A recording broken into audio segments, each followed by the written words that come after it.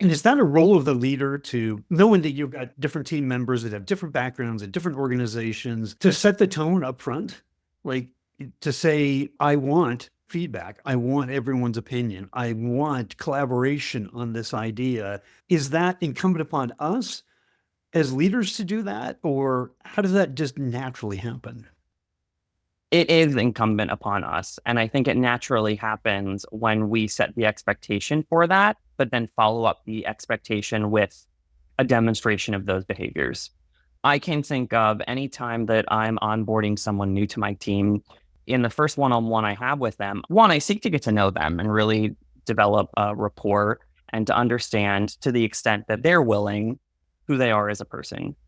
And the second question that I've started asking recently is there anything in your past work experience that has been really negative or triggering or has affected your perspective on the workplace? Because I want to understand what's contributed to that so that I can identify ways that perhaps I can demonstrate understanding.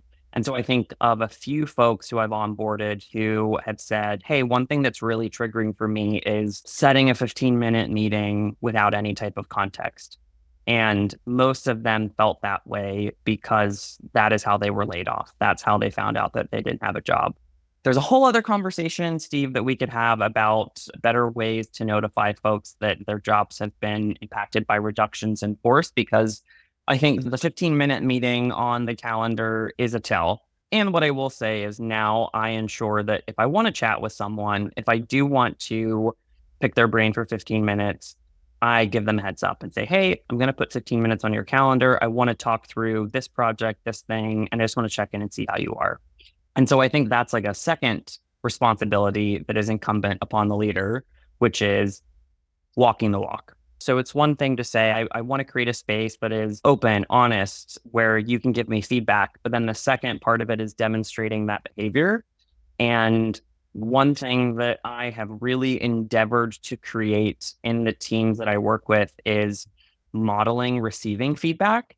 So I will ask for feedback. Sometimes I may even ask a manager to challenge me in a meeting on a particular thing where we disagree instead of hiding it in the background and then having the meeting after the meeting, because I want to demonstrate that not only do I want feedback, but I can take it and I can handle it. And I'm also a human, and that the response to feedback need not be a clinical experience devoid of human emotion. It is not fun to be told you're not doing something well or that you showed up as a jerk in a meeting. Those are not fun things to be told. And I think the more that I can hear those things and have the human experience on a public forum and say, I don't like hearing that, but I get it. So let me think about how I'm going to work on it. I think that those are really important elements to creating what is truly a psychologically safe space, which is really important.